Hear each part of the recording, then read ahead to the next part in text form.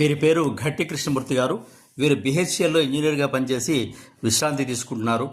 ఎంతోమంది చిన్నారులకు పద్యపఠనంలో శిక్షణ ఇచ్చారు.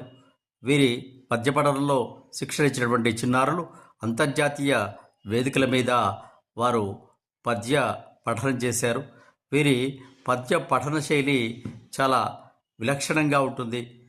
ఆ విలక్షణత ఏమిటో మీరు కూడా వీరి పద్య పఠనంలో వీక్షించండి, వినండి. ప్రజ్ఞత కూర్చునో ఏ శుభాంగి చాంపేయ తరంగ మాలికల పేటలు రాగరస ప్రసార మాత్రాయుత లక్ష్య సాధన పురాణము ఆయమ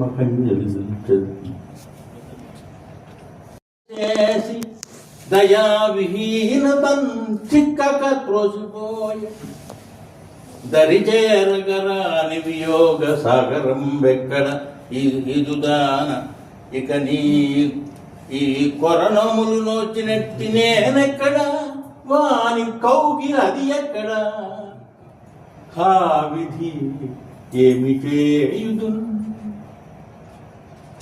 అని ఆ విధంగా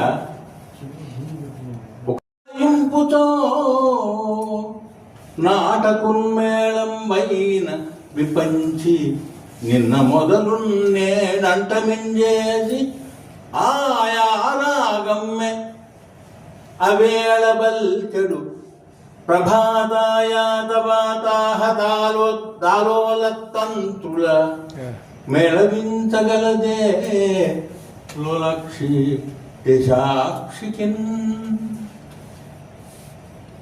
నాటరాగం సులువు ఉందన్నమాట.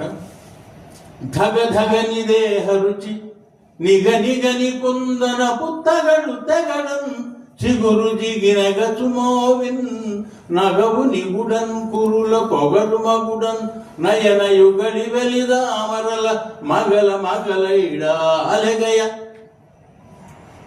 చామరలు మగువలిన మౌడి మణి మిగురగ వెలుంగన్ తెగదు గలహారముల జిగి చెలగగా కొదమ మొగల దగుయారమున గగన చెరుడయ్యని